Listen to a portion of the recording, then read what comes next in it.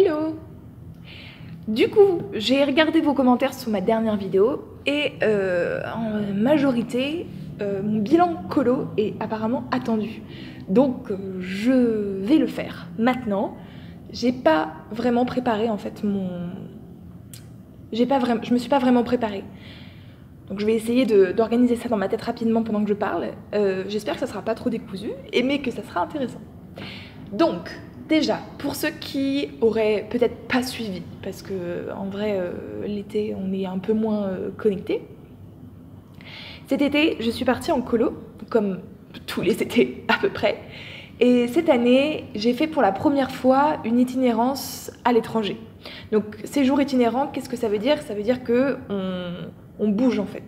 Et j'avais fait de l'itinérance sur du long terme, donc notamment 3 semaines, avec transport, donc genre avec un chauffeur de bus qui nous conduisait, et là c'était à l'étranger et en transport en commun.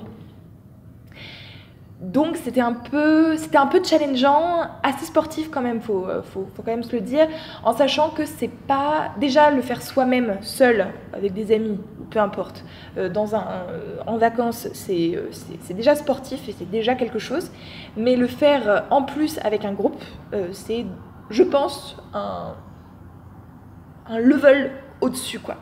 Donc c'était assez cool. Je vais spoiler direct, ça s'est très bien passé. Voilà, il n'y a pas eu de gros problèmes. Le groupe était très positif, donc du coup, c'était possible de faire beaucoup de choses. Et aussi, du coup, être beaucoup plus flexible. Genre, ils étaient plus flexibles au niveau des problèmes qu'on pouvait rencontrer, c'est-à-dire qu'ils n'avaient pas un niveau d'attente. Il y a parfois des groupes, par exemple, qui ne supportent pas d'être dans l'inconfort, qui ne supportent pas d'attendre ou de ne pas avoir, je sais pas, certaines choses. Là, on avait quand même un groupe très tolérant, en tout cas, et qui comprenait en fait les problèmes d'organisation. À savoir aussi que j'essaie toujours d'être très transparente avec les groupes et toujours expliquer en fait les choses, notamment déjà pour impliquer le groupe dans l'organisation, c'est-à-dire que j'aime pas faire des séjours conso, dans le sens, bah tiens, t'es en colo, donc on va faire ça, ça et ça et ça, et voilà, et je suis là pour te servir, entre guillemets. Moi, je préfère investir en fait le jeune, ça permet aussi que lui-même il soit plus impliqué dans le séjour, et que si jamais il y a un problème, que ça soit pas juste moi qui merde en fait, que ça soit que en fait le problème soit compris et que chacun comprenne en fait, voilà, pour établir la compréhension. Donc du coup, où est-ce qu'on est parti? Parce qu'au final je l'ai pas dit, on est parti en Croatie et au Monténégro. Donc en plus sur 2 pays différents, avec 2 monnaies différentes, enfin bref, c'était, je pense que en termes, en tout cas logistique, donc vraiment organisation et tout ça, c'est le plus dur que vous pouviez faire. Avec peut-être de l'itinérance dans un pays très très lointain, où en plus il y a des changements culturels. Par exemple, là je suis au Brésil et je suis en train de me dire, je sais qu'il y avait des séjours itinérants au Brésil, et en fait je suis vraiment en train de me dire, waouh, mais ça doit être... Enfin, c'est chaud quoi, c'est chaud. Donc on est quand même dans les séjours, en tout cas logistiquement, où c'est les plus durs. Notre première étape, c'était Zagreb. Au niveau de l'hébergement, on dormait en camping, sauf à Zagreb et à Podgorica, qui est la capitale du Monténégro, donc la dernière étape du séjour. On a dormi en auberge de jeunesse parce que généralement, quand on est dans des grandes villes comme ça, les auberges de jeunesse, c'est moins cher que le camping. Il n'y a que en France que les campings sont vraiment peu chers, mais en fait, dans beaucoup de pays, et notamment aux abords des grandes villes, en fait, il y a plus d'auberges de jeunesse et surtout, les auberges de jeunesse sont moins chères. Allez comprendre pourquoi. Voilà, c'est comme ça. Donc du coup, là, on était en auberge de jeunesse. D'ailleurs, auberge de jeunesse, très bien. J'essaierai d'y penser si j'y pense. Je vous mettrai le nom et l'adresse en barre d'infos si vous voulez y aller si vous allez à Zagreb. Zagreb, très chouette ville, toujours un peu frustrant. J'en parlais avec mes animatrices, dont ça c'est pareil, je sais pas si vous aviez suivi, si vous connaissez pas, je vous remets sa chaîne aussi en barre d'infos. Je suis partie notamment avec Anna de la chaîne Les Gracieuses. Big up. Et du coup on en parlait un petit peu. Ce qui est un peu frustrant au niveau d'être la position de l'adulte en fait en centre de vacances, notamment comme ça en itinérant en voyage, c'est surtout une position d'accompagnement en fait, surtout avec des ados, parce qu'il y a moins besoin de présence, d'animation, ou en tout cas dans la vie quotidienne. Je veux dire, ils ont moins besoin de nous quand même, en général par rapport à un public plus jeune, je pense notamment à des plus jeunes enfants. Donc c'est vrai qu'on voyage avec eux, et c'est vrai que, et je l'avais déjà ressenti un peu à Londres, c'est très chouette d'être avec un groupe dans des grandes villes parce qu'il y a beaucoup de choses qu'on peut faire, donc je pense notamment au musée, à la ville, les parcs, etc. Enfin, il y a beaucoup de choses qu'on peut faire, mais il manque quand même un truc que, en fait, oui, quand tu es animateur en colo, tu ne peux pas faire. Tout ce qui est chiller dans les bars, en fait, c'est pas possible. Et bon, je suis pas non plus un... Comment on appelle ça? Un pilier de comptoir. Je suis pas non plus un pilier de comptoir, mais j'espère que c'est la bonne expression. Enfin bref, vous m'excuserez si c'est la mauvaise. Je suis pas non plus Enfin, je passe pas ma vie dans les bars quand je suis dans les villes, mais c'est vrai que c'est généralement quand vous allez en voyage et que vous êtes avec vos potes, notamment dans les grandes villes, il y a tout un côté culturel, mais il y a aussi tout un côté un peu festif. Et ce côté-là, on l'a pas quand on est accompagné dans une colo. Et c'est vrai que c'est le seul côté un peu frustrant en fait qu'on peut avoir, c'est que du coup on est dans une grande ville et on voit le potentiel que ça pourrait avoir et on se dit juste bon c'est pas grave, je reviendrai là. Voilà, mais sinon la ville très chouette. Non vraiment, c'était en tout cas c'était très bien pour commencer un séjour. Je pense que je le referais. Si je devais refaire des séjours itinérants comme ça, je m'arrangerais effectivement pour que les premières étapes soient un peu plus chill. Donc auberge jeunesse, etc. Je pense que c'est vraiment une bonne solution. Après ça, on a pris le train de nuit. Alors là, oui, voilà, exemple que le groupe était vraiment, vraiment positif. Mis à part quelques personnes, ils ont tous adoré le train de nuit. Mais on a très mal dormi dans ce train de nuit, c'est-à-dire qu'on n'était même pas en couchette, et moi je me disais bon ça sera des sièges, ouais, tranquille, et en fait c'était les compartiments genre Poudlard Express dans Harry Potter quoi.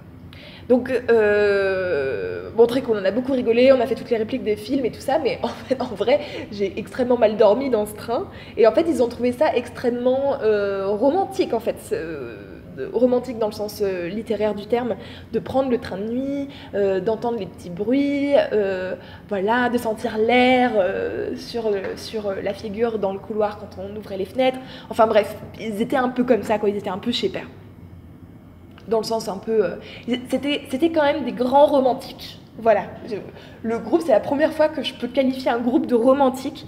Ils aimaient, ils avaient une faculté, si vous voulez, à voir les choses qui étaient belles en fait et qui étaient sympas, et ensuite à en parler, en parler. Donc on a pris le train de nuit pour aller à Split, et à Split on a pris le bateau pour aller sur l'île de Bratch, donc qui est l'île juste en face, et on a séjourné à Bol pour 2 nuits. Donc là c'était pas mal. En vrai c'était le début de l'itinérance. Voilà, parce que quand on était à Zagreb, en fait, c'est assez facile d'être dans une grande ville comme ça. C'est très facile, il n'y a pas de difficulté particulière. Par contre, quand on commence à être dans des zones un peu reculées, avec déjà moins de... où on est un peu dans l'improvisation, c'est-à-dire qu'on est arrivé sur l'île, je savais que c'était possible de joindre Bol en bus, mais du coup, fallait trouver, fallait négocier les prix, machin, bref.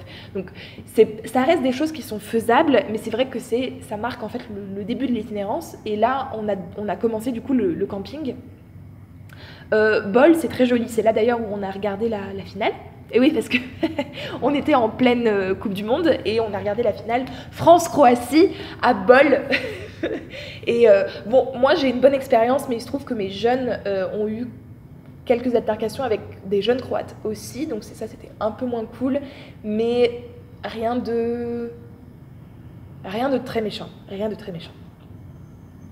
Donc voilà, donc là c'était plus, c'est une station un peu balnéaire, enfin c'est un petit village, etc. Il y a pas mal de touristes, il y a la plage de Croatie, apparemment qui est la plus belle plage du monde. Bon, j'ai pas d'avis, je suis assez vite blasée des plages moi, donc non. Non. Puis je dois dire qu'après avoir vu les plages de Rio, je suis un peu difficile peut-être, je sais pas. Bon bref, peu importe. Après ça, on a pris le bateau pour joindre directement Dubrovnik. Ça, en vrai, c'est une bonne idée de joindre Dubrovnik. Si vous êtes en Croatie, que vous voulez aller à Dubrovnik, c'est pas mal de le faire en bateau. D'une part parce que ça permet, alors je sais pas s'il y a des liaisons split Dubrovnik, je pense pas, je suis pas sûre, mais ça permet déjà de faire un petit tour sur les îles qui sont quand même très jolies, hein.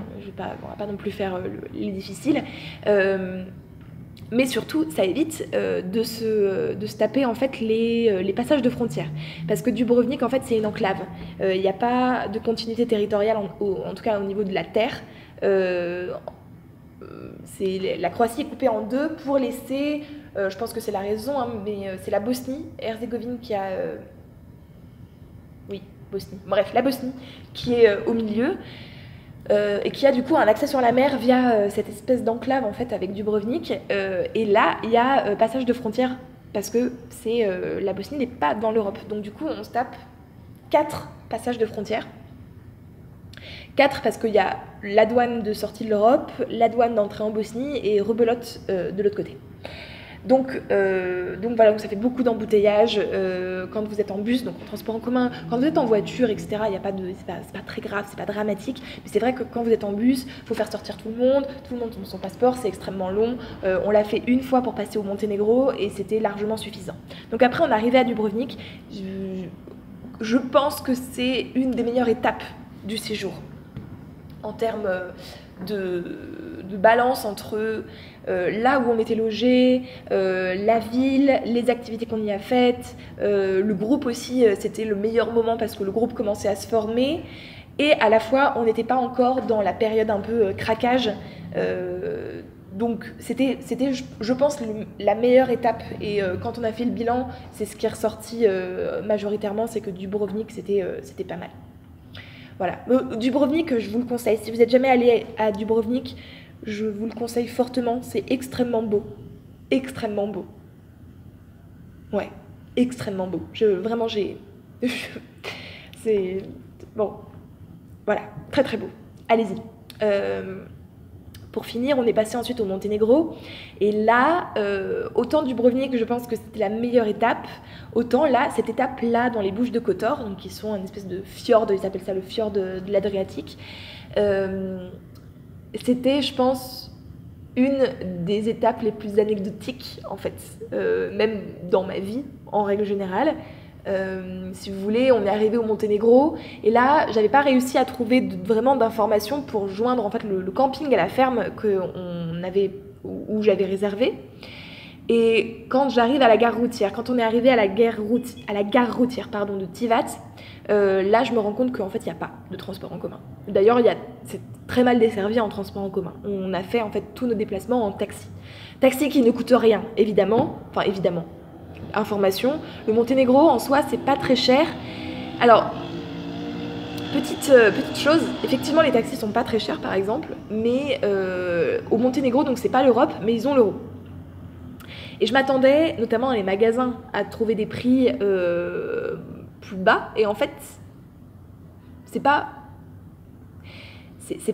si peu cher. Alors peut-être que je suis au prix allemand donc peut-être par rapport à la France c'est moins cher anyway. Mais j'ai pas trouvé ça si peu cher au niveau en tout cas des supermarchés quoi, par exemple. Mais bon, bref. De toute façon, c'est toujours un peu le problème, c'est-à-dire que dès que vous passez à l'euro, vous êtes obligé un peu de vous aligner en fait sur le marché. Et c'est un peu... Ouais, c'est aussi pour ça qu'il y a certains pays d'Europe qui passent pas à l'euro, et je pense notamment à la Pologne. Alors peut-être que je dis une bêtise, peut-être qu'ils veulent passer à l'euro, mais je crois pas. La République tchèque, ils ont gardé leur monnaie et je pense qu'ils le font bien en fait, parce que du coup, sensiblement les prix augmentent et c'est pas un truc. Bon bref, on n'est pas ici pour parler de monnaie. J'ai filmé une vidéo sur l'argent, mais elle sortira plus tard. Du coup, oui, on est arrivé là, et là, je me rends compte qu'il n'y a pas de transport en commun, donc du coup, on est parti en taxi. Là, clairement, on est sur l'anecdote de la colo, c'est-à-dire que, déjà, difficile de trouver un taxi. Il faut savoir qu'au Monténégro, en Croatie, vous pouvez trouver des gens qui parlent anglais. L'anglais est assez répandu. Et Voilà, au Monténégro, non. Et je veux dire, bien sûr qu'il y a toujours moyen, enfin, je veux dire, il y a toujours moyen de se faire comprendre. Mais quand vous êtes un groupe, à un moment, il faut vraiment vous faire comprendre. C'est-à-dire que déjà, difficile de faire comprendre au chauffeur de taxi qu'on n'est pas deux, on est 18. Et donc, il faut qu'il appelle ses potes. Voilà, donc on a sorti Google Traduction, bref, heureusement qu'il y a Internet. Et du coup, il y a 5 voitures de taxi qui arrivent là. On répartit les jeunes. Faut quand même se dire que moi, j'ai pas l'habitude de prendre les taxis, déjà rien que dans ma vie personnelle. Encore moins en séjour de vacances. Et surtout, on était 3 adultes pour 15 jeunes. Donc vous faites le calcul, en fait, on peut pas mettre un adulte par voiture. Donc il y avait des voitures où il n'y avait pas tous les jeunes. Heureusement, les taxis sont arrivés en même temps et sont partis en même temps. Donc ça, c'est plutôt pratique et c'est souvent ce qui se fait. Hein. Y a pas de, c'est souvent comme ça que ça se fait, en tout cas quand vous faites une commande groupée. Ouais, la première fois que j'ai laissé des jeunes monter seuls, j'avoue que j'étais pas super sereine en fait. Surtout qu'une fois qu'on a commencé à démarrer, au Monténégro, la conduite, c'est épouvantable, en sachant que je suis très sensible à la conduite, j'ai rapidement peur. Par exemple, je déteste être en voiture en Allemagne, par exemple, parce que je trouve que les Allemands conduisent extrêmement mal, dans le sens très agressif, très speed et tout, donc j'ai horreur de ça et j'ai rapidement peur. Et là, au Monténégro, c'était waouh. En fait, j'ai flippé pour ma vie plusieurs fois, pour de vrai. Notamment quand on a pris le bus justement pour aller au Monténégro, en sortie de virage, il y avait un embouteillage et le bus, ne pouvant pas freiner à temps, sinon il se prenait la voiture qui était juste derrière, comment on dit ça, a tourné en fait subitement et a fait 500 mètres à toute allure sur les zébras au milieu de la route. Voilà. Big up, hein, un gros bus, hein. Pas un petit minibus ou un truc comme ça, non, un gros bus à pleine vitesse, à balle, là, sur les zébras. Je repense, mon Dieu. Et alors, quand on est... Donc, je reviens sur mes taxis. On rentre dans le taxi. Là, le mec commence à prendre un appel. Donc là, je me dis, ouais, le téléphone, c'est pas très bien hein, de conduire en téléphonant. Et là, deuxième appel. Il l'a pris. Les deux. Avec les deux mains. Oui, comme ça. Exactement comme ça. Donc, il conduisait avec son genou. Et il hurlait dans la voiture, il rigolait, il hurlait et tout ça. Enfin bref, c'était un sketch. J'ai quand même eu peur. Je dois dire que j'ai eu peur. Alors, tous les chauffeurs de taxi sont pas comme ça. Hein. On est vraiment tombés sur des fous à l'aller. En tout cas pour aller au camping. Et quand on est arrivé, là en plus il y avait une caravane au milieu, le camping à la ferme, c'était paumé de ouf. Cette étape-là, elle était un peu difficile. Il a fallu... le camping était très loin en fait, très... excentré, mais c'est même pas excentré, genre le mot excentré en fait n'est pas assez fort, c'est-à-dire qu'il était vraiment isolé en fait sur une petite colline, vraiment genre pour joindre le supermarché il fallait marcher je pense 1h30, voilà. Donc la seule solution c'était de le faire en stop et de remonter en taxi. Du coup, ça changeait toutes nos habitudes. On avait des habitudes de groupe, donc de faire les courses ensemble. Moi, ce que j'aime bien, c'est diviser mon groupe en plusieurs groupes de vie. Et un jour, un groupe de vie qui fait à manger, qui fait les menus, qui va faire les courses, etc. Et là, en fait, ça a mis toute l'organisation par terre, en sachant que on était aux 3/4 de séjour. Donc c'est aussi le moment où on est très fatigué, où il commence à y avoir des tensions, que ce soit dans l'équipe, dans le groupe. Donc c'est un moment quand même dans le séjour où c'est compliqué, déjà humainement dans le groupe, mais en plus on se retrouve comme ça dans un camping qui est tenu par des hippies. Il y avait toilettes sèches, douche solaire et tout ça. Ça encore pareil, les jeunes au début ils ont vu ça, ils ont fait mais what the fuck, genre ça pue.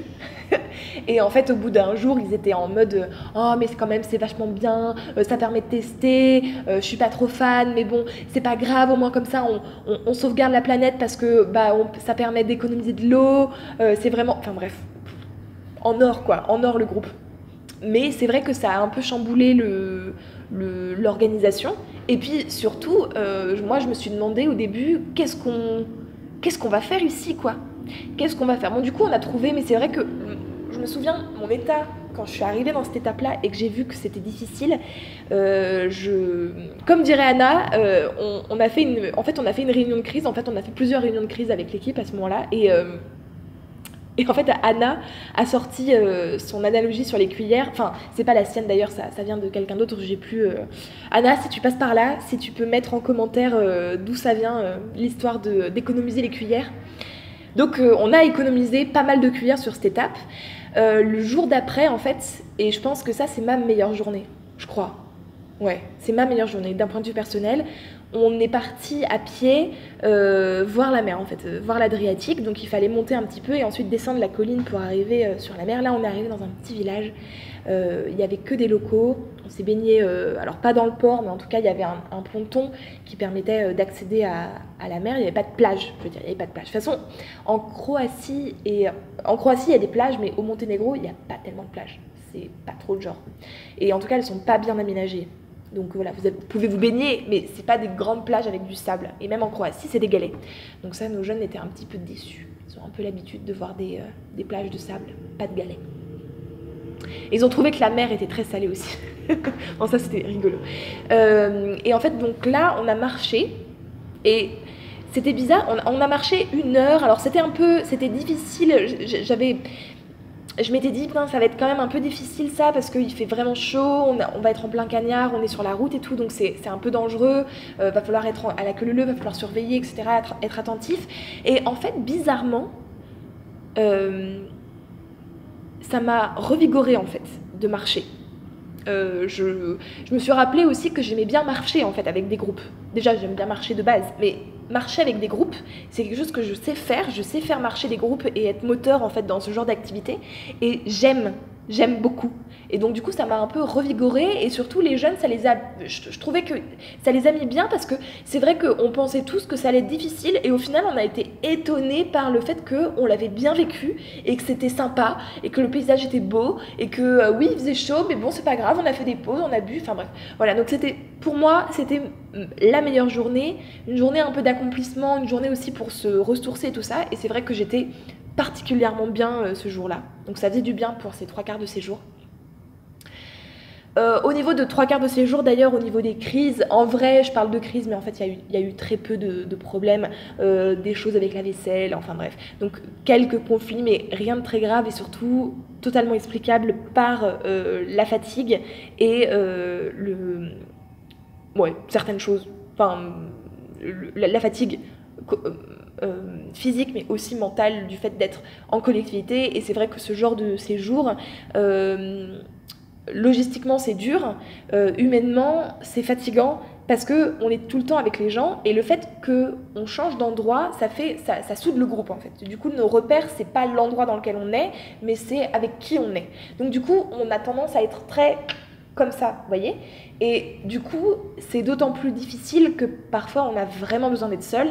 Et c'est vrai que cette année-là, je l'ai plus ressenti que les autres années. C'est-à-dire qu'il y a vraiment eu des fois où j'ai clairement dit, là, je veux être seule. Genre, je veux pas que quelqu'un vienne me parler, je veux pas faire la conversation, je veux juste être seule. Genre, je veux même pas avoir quelqu'un en face de moi, je veux juste être seule. Et pour finir, on est arrivé à Podgorica. Je vous déconseille en fait d'aller à Podgorica. Voilà, je dis pas ça souvent, c'est pas trop mon genre de pas aimer les villes, justement. J'ai plutôt tendance à être très bon public en vacances, même dans des petits villages, même dans des coins reculés, même dans des grandes villes. Par exemple, Sao Paulo, je vous dis allez-y. Genre, les Brésiliens vous le déconseilleront, et moi je vous dis bah non, en fait, allez-y parce que faut y aller. Mais là, Podgorica, je vous déconseille en fait. Il n'y a pas grand chose à faire. En vrai, on s'est pas mal ennuyé. Et en fait, on s'est fait agresser. J'avais pas pensé ça. J'y ai pensé en fait il y a quelques jours. Je me suis dit tiens, c'est vrai que j'avais pas fait de recherche en fait sur la sécurité au Monténégro. En fait, c'est faux. J'avais quand même lu les avis de l'ambassade en fait française. Et il mettait en garde sur la conduite, par exemple, il mettait en garde sur peut-être les risques d'incendie, les risques aussi de mines dus à la guerre d'indépendance. Alors pas trop au Monténégro, mais en Croatie, oui. Mais il n'y a rien au niveau de l'insécurité, en tout cas, il n'y a rien qui pop-up, vraiment. Et là, j'ai re-regardé Insécurité, Podgorica, etc. Et en fait, c'est vrai que j'ai rien trouvé de probant, c'est-à-dire pas de témoignage, pas de mise en garde, etc. Et en fait, je dois dire que non, en fait, c'est pas une ville où je me suis sentie en sécurité, et c'est pas une ville non plus où on a été... Enfin, ouais, on a été quand même assez violentés, c'est-à-dire que on était un groupe, donc déjà on est déjà perdé. En fait, voilà, j'ai réalisé par cette étape-là que le fait d'être un groupe, c'est pas une protection. En fait, c'est même plutôt quelque chose qui te dessert, parce que du coup, c'est direct, on te voit et on sait que t'es pas d'ici. On sait que tu parles pas la langue, on sait que t'es perdu, enfin que t'es perdu. T'es pas perdu, mais on sait que tu vas pas avoir la réaction, une réaction violente ou quoi. Du coup, ouais, je vais pas parler plus de l'agression parce que ça, c'est pas très important, mais faut savoir que oui, on s'est fait agresser le soir, on n'était pas dans un endroit. C'est pour ça que je dis que je pense que ça craint un petit peu et qu'en vrai, c'est pas une ville où j'emmènerais un groupe en fait. Si vous y allez en couple, etc., pourquoi pas. Enfin, en couple. Entre amis. Enfin, vous voyez, si vous êtes que des adultes, c'est différent en fait. Mais là, avec un groupe de jeunes, en fait, j'en verrai pas. Je le referai pas. Ça va être. Je l'ai déjà dit à mon organisme, donc voilà. Mais vraiment, c'est important de pas. Bref, voilà. Surtout que l'agression, au final, c'est quand même une agression contre un groupe dans un endroit qui était quand même assez actif. Du coup, c'était pas, voilà, je me suis pas dit, on n'était pas dans un endroit reculé, malfamé ou quoi que ce soit. Hein, donc c'était voilà. Plus la mauvaise ambiance qu'il y avait autour de nous tout le temps, on s'est fait un peu, par exemple, on s'est fait, non pas physiquement, mais un peu agressé par certaines personnes. Il y a pas mal de, on s'est fait virer aussi par des dealers, par exemple, ou des choses comme ça. Donc c'est une ville, je pense, qui a pas mal de problèmes en ce moment, et du coup, déjà, je vous le déconseille d'un point de vue touristique. Enfin, vraiment, il n'y a pas grand-chose à faire. Et je pense que le Monténégro a vraiment d'autres choses à offrir que la capitale pour le moment, malheureusement. Voilà, il y a du potentiel, mais là, pour le moment, je déconseille fortement. Donc voilà, donc ça, c'était un peu dommage que ça soit la dernière étape. C'est vrai que c'est un peu... Voilà, mais comme je le dis depuis le début de ma vidéo, le groupe était très bien. Et du coup, le groupe a bien réagi quand même. D'un point de vue pédagogique, et je m'arrêterai là ensuite parce que la vidéo est déjà très très longue, j'ai pas mis de choses vraiment nouvelles en place en soi, peut-être mis à part j'avais pas mal de fumeurs, donc du coup il a fallu qu'on improvise entre guillemets une façon de faire. Mais en fait c'est assez, je vous renvoie en fait à ma vidéo sur la cigarette. J'ai fait une vidéo là-dessus, donc je vous la mettrai en barre d'infos et dans le i. Voilà, dans cette vidéo que j'ai fait avant, et je ne savais pas que j'avais des fumeurs dans mon groupe, vous avez à peu près la description de ce que j'ai pu mettre en place cette année-là, cet été-là en tout cas. Si c'était à refaire, je le ferais aussi, c'est-à-dire laisser en fait en libre service. J'ai dû rappeler à l'ordre une fois, je pense qu'en tout et pour tout, on a dû rappeler à l'ordre quelques fois. Mais rien, et le groupe pareil était réceptif. Moi je suis quand même pour une organisation et des méthodes pédagogiques en relation avec le groupe, c'est-à-dire que tout n'est pas possible. Par exemple, j'ai pu, notamment j'avais fait un séjour à Londres et j'ai pu essayer le coucher autonome parce que le groupe était assez autonome pour le faire et pour se dire je suis fatiguée donc je vais me coucher. Il se trouve qu'avec ce groupe-là, par exemple, le coucher c'était compliqué. Il a fallu mettre en place en fait un couvre-feu à un moment, parce que concrètement ils ne se couchaient pas, et encore on n'a pas été, c'est-à-dire que moi ça m'intéresse pas d'être derrière la tente et de dire chut tout le temps, donc du coup ça on les a laissés tranquilles, mais je sais Je sais que en fait, certains et certaines restaient éveillés très tard. Et du coup étaient complètement claqués le lendemain, et ça c'est un peu un problème, parce que du coup qui dit fatigue dit déjà manque de dynamisme, certains moments, par exemple des départs qui sont retardés parce que du coup t'avances pas, quoi. Donc ça c'est un peu dommage, mais en plus ça pèse sur l'humeur, c'est-à-dire que si t'es fatigué, concrètement t'es beaucoup moins tolérant, et dans un séjour voilà comme ça c'est difficile. Mais là-dessus, au niveau de la relation, du relationnel dans le groupe, ma solution c'est concrètement, et il n'y a que ça qui est vrai, hein, c'est les places à la palabre. C'est concrètement tous les jours, tous les soirs, on faisait un bilan de la journée. Alors c'est vrai que mes jeunes ont tendance à pas trop comprendre à quoi ça sert, et à trouver ça chiant, et à trouver ça long, etc. etc.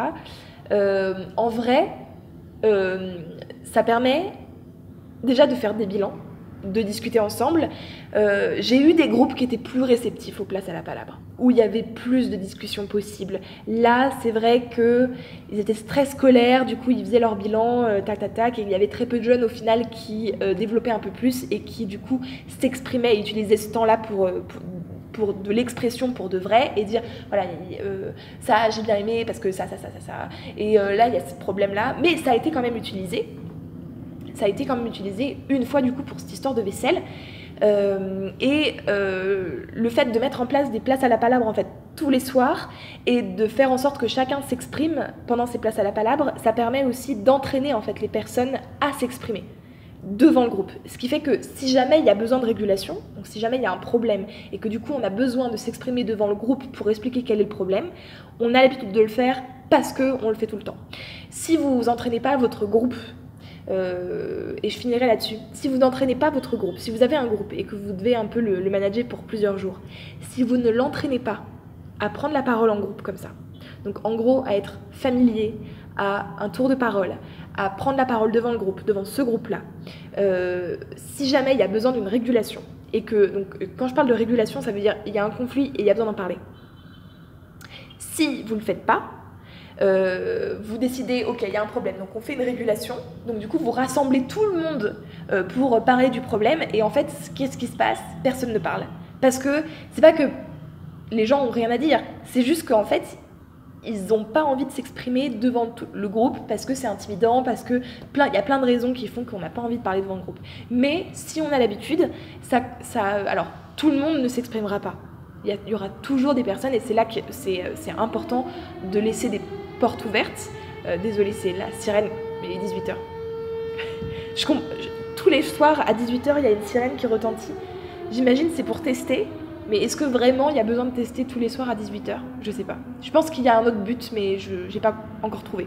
Bref, c'est pas grave. Donc c'est toujours important de laisser des portes ouvertes, c'est-à-dire de dire voilà, il n'y a pas de problème, vous savez, si vous avez besoin de communiquer, vous pouvez aussi communiquer en dehors de la place à la palabre. On s'était donné, on avait vraiment travaillé avec ça.